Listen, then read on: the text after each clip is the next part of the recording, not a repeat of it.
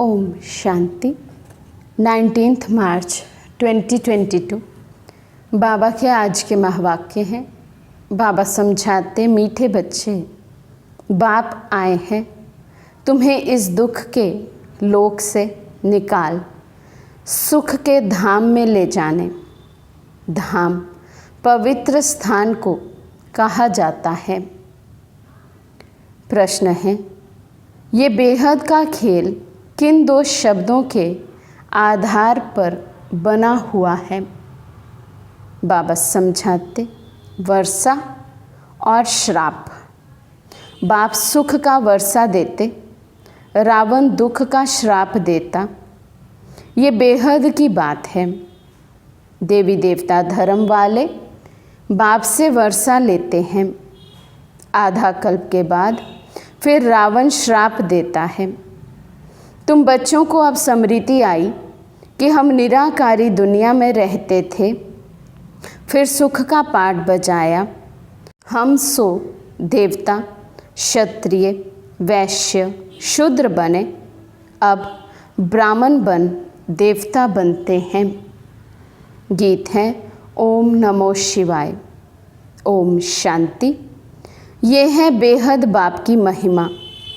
ऊंचे थे ऊंचा वे भगवान हैं, ये तो सब जानते हैं। ऊंचे थे ऊंच भगवान की मत भी ज़रूर ऊंची होगी। इसलिए कहा जाता है श्रीमत अर्थात श्रेष्ठ मत। सभी भक्तियाँ उनको याद करती हैं। वे है भगवान तो भगवती भी चाहिए। पिता है तो माता भी चाहिए। एक होता है लौकिक माता पिता, दूसरा होता है पारलौकिक माता पिता। लौकिक होते हुए भी जब कोई दुखी होते हैं तो पारलौकिक को याद किया जाता है। अब तुम्हारा लौकिक संबंध भी है। पारलौकिक माता पिता तुम्हें परलोक में ले जाते हैं। लौकिक को बंधन कहेंगे जिसमें दुख है। दो परलोक है, एक निराकारी लोक जहाँ आत्माएं रहती हैं, दूसरा साकारी लोक जिसको सुख धाम कहा जाता है। वे शांति धाम, वे सुख धाम। बाबा आकर इस दुख के लोक जिसे मृत्यु लोक अथवा पतित भ्रष्टाचारी दुनिया कहा जाता है, यहाँ से ले जाते हैं। यहाँ सब है पतित। पतित उनको कहा जाता है जो विकार में जाते हैं। सतयुग में पावन संपूर्ण निर्विकारी रहते हैं। पहले लक्ष्मी नारायण की महिमा गाते थे, अपने को विकारी समझते थे। लक्ष्मी नारायण महाराजा महारानी पवित्र थे तो प्रजा को भी पवित्र कहेंगे। वे है सुख धाम वैकुंठ। नरक को धाम नहीं कहेंगे, धाम पवित्र को कहा जाता है। ये है अपवित्र दुनिया। भारत सुख धाम था, अभी पतित भ्रष्टाचारी नरक है।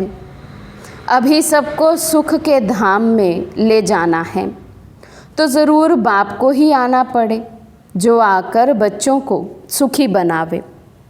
बाबा है स्वर्ग का रचयिता। कहते हैं, हे बाबा, पहले पहले आपने हमको स्वर्ग का वर्षा दिया था। आधा कल्प हम स्वर्ग में रहे, उसको कहा ही जाता है सूर्यवंशी चंद्रवंशी राजधानी। बाबा याद दिलाते हैं, 21 जन्म तुम स्वर्ग में रहे, 8 जन्म सत्युग के लिए, 12 जन्म त्रेता के लिए। ये सब बातें बाप बैठ समझाते हैं। कहते हैं, बच्चे तुम अपने जन्मों को नहीं जानते हो, मैं तुमको सब कुछ बतलाता हूँ। निराकार बाप निराकार बच्चों से बात करते हैं। कहते हैं, इस साधारण तन का लोन लेकर मैं तुमको समझाता हूँ। आधा कल्प तुम अशोक वाटिका में थे, फिर तुम शोक वाटिका में आ गए। सुख पूरा होगा, दुख आ गया। वाम मार्ग माना नरक, उसमें तुम दुख उठाते हो। फिर बाप आकर रावण राज्य से छुड़ाकर राम राज्य में ले जाते हैं। ये खेल बना हुआ है। बाप सुख का वर्षा देते, रावण दुख का श्राप देते। ये बेहद की बात है। अभी बाप तुमको 21 जन्म के लिए सुख का वर्षा दे रहे हैं। भगवान स्वर्ग रचते हैं तो स्वर्ग का वर्षा मिलना चाहिए। वर्षा पाया हुआ था, माया ने आधा कल्प श्राप दे दिया।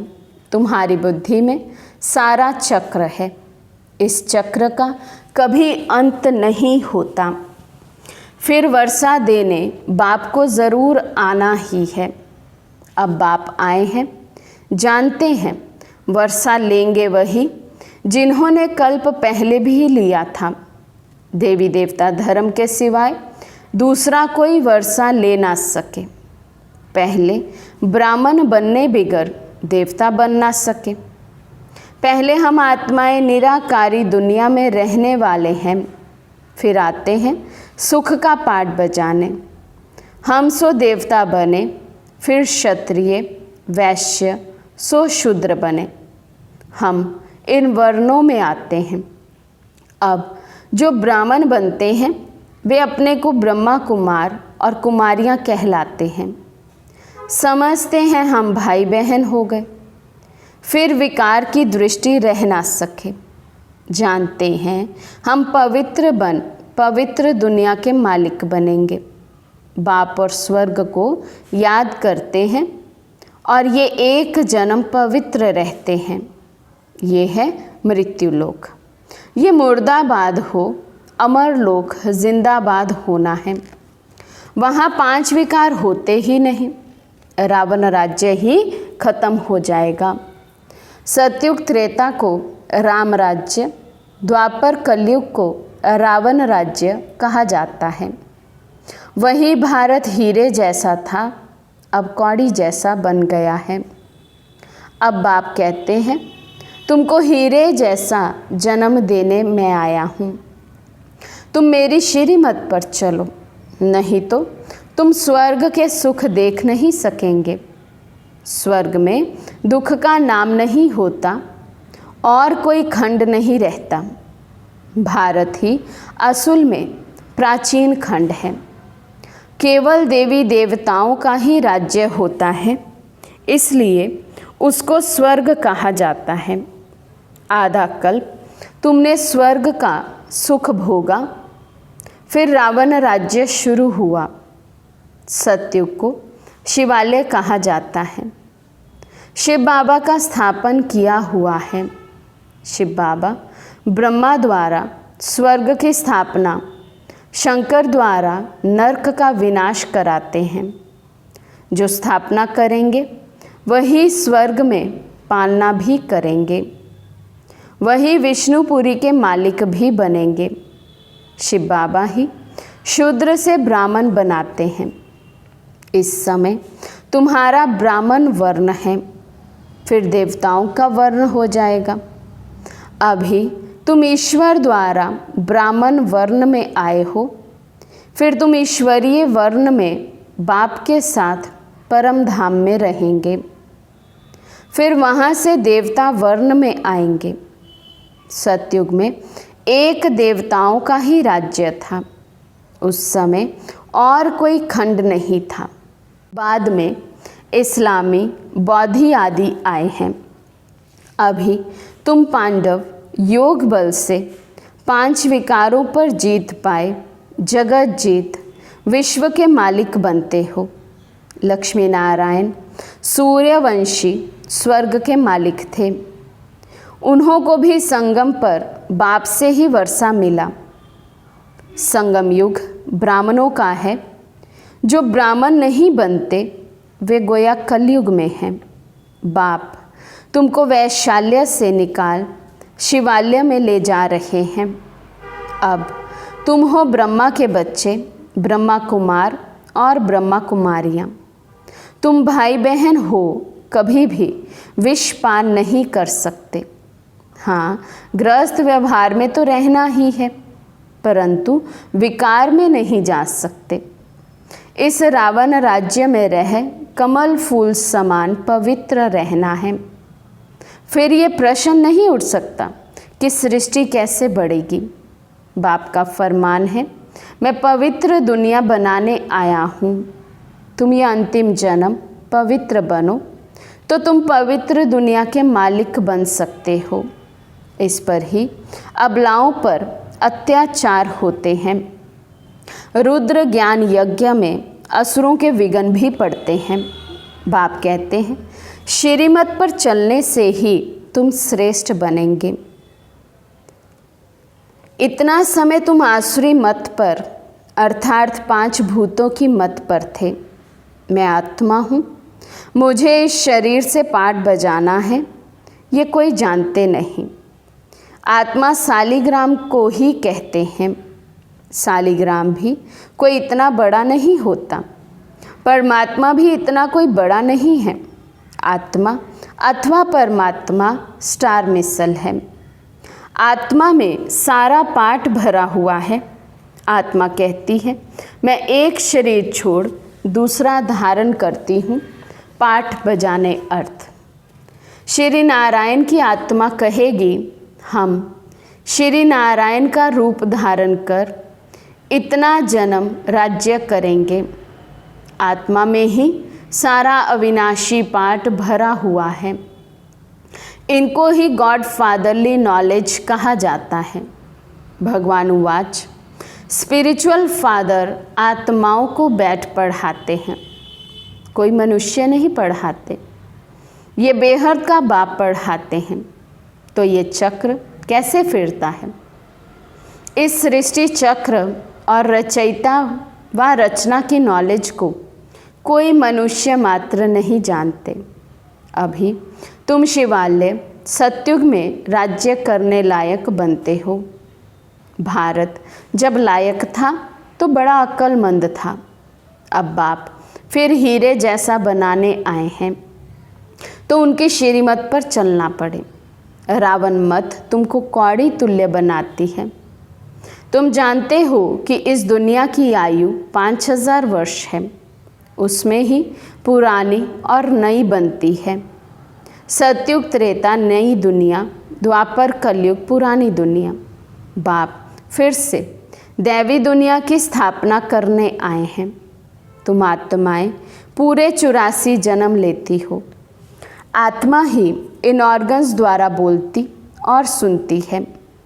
एक पुराना शरीर छोड़ नया लेती है। आत्माओं को बाप ने ये ज्ञान दिया है कि हम बाप के साथ पहले स्वीट होम में थे, फिर हम सो देवता, क्षत्रिय, वैश्य, शूद्र बने। अब हमारा ये अंतिम जन्म है। हम ब्राह्मण स्वर्ग का वर्षा ले देवता बनेंगे, नया शरीर धारण करेंगे। ये चक्र बुद्धि में फिरना चाहिए। पवित्र रहने से तुम स्वर्ग के चक्रवर्ती महाराजा बनेंगे।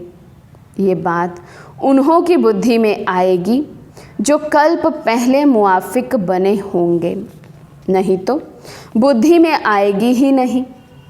वर्ल्ड की हिस्ट्री ज्योग्राफी समझने की है। कोई तो जानकर भी ये पढ़ाई छोड़ देते हैं।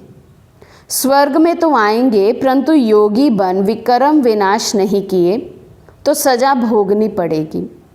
स्वर्ग में आएंगे, परंतु प्रजा में भी कम पद पाएंगे। स्वर्ग में पहले पावन महाराजा महारानी थे, वही फिर पतित राजा रानी बने। अब तो वे भी राजा रानी नहीं हैं, फिर अभी बाप द्वारा पावन राजा रानी बन रहे हैं। ये ईश्वरीय नॉलेज निराकार बाप ही पढ़ाते हैं। ये साकार में ब्रह्मा भी उस निराकार से ही सुन रहा है। निराकार बाप बैठ पढ़ाते हैं। इस ज्ञान से ही मनुष्य से देवता बनते हैं। इस ब्रह्मा की आत्मा भी पढ़ती है, बच्चों की आत्मा भी पढ़ती है। अच्छे व बुरे संस्कार आत्मा में ही रहते हैं। अच्छे संस्कार होंगे तो अच्छे घर में जन्म लेंगे। पढ़ते पढ़ते फिर नॉलेज भी छोड़ देते हैं। माया अपनी तरफ खींच लेती है। एक तरफ है रावण की मत, दूसरी तरफ है राम की मत। इस अंतिम जन्म में राम की मत पर चलना है। रावण की जीत होने से कभी उधर चले जाते हैं, फिर राम से दुश्मन बन पड़ते हैं।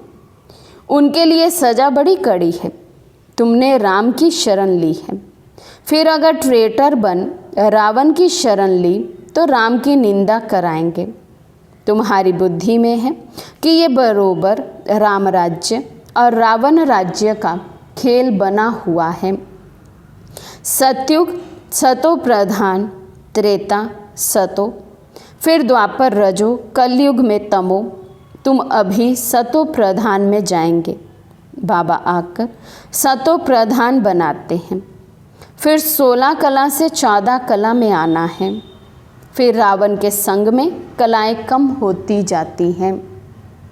अभी कलयुग में कोई कला नहीं रही। सब कहते हैं हम पतित भ्रष्टाचारी हैं। पतित दुनिया का विनाश होना है, पावन दुनिया स्थापन हो रही है। बेहद का बाप बच्चों को जान सकते हैं। अभी तुम भगवान के घर में बैठे हो। तुम ब्राह्मण ब्राह्मणियाँ, फिर देवता बनेंगे, फिर क्षत्रिय, वैश्य, शूद्र। ये चक्र है। चक्रवर्ती तुम ब्राह्मण हो। राजयोग सीख ज्ञान धारण करने से चक्रवर्ती राजा रानी बनेंगे। तो पुरुषार्थ कर स्वर्ग में ऊंच पद पाना है।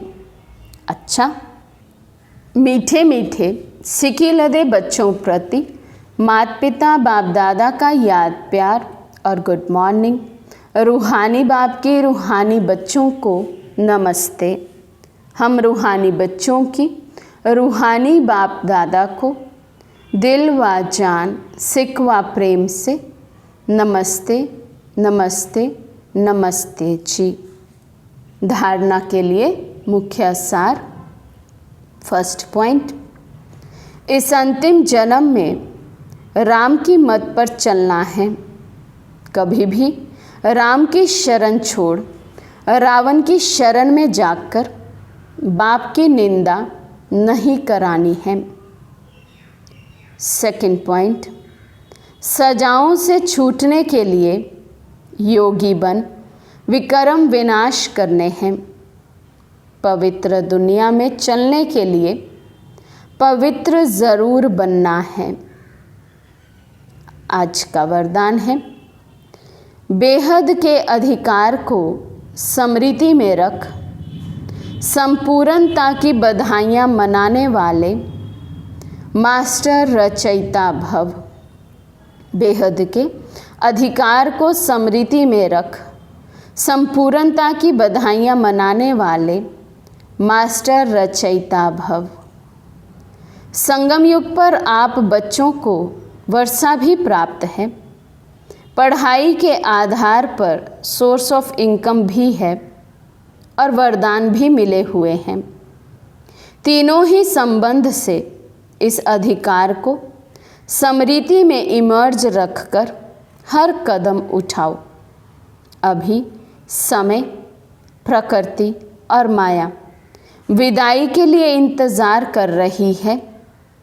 सिर्फ आप मास्टर रचयिता बच्चे संपूर्णता की बधाइयाँ मनाओ तो वो विदाई ले लेगी। नॉलेज के आईने में देखो कि अगर इसी घड़ी विनाश हो जाए तो मैं क्या बनूंगा।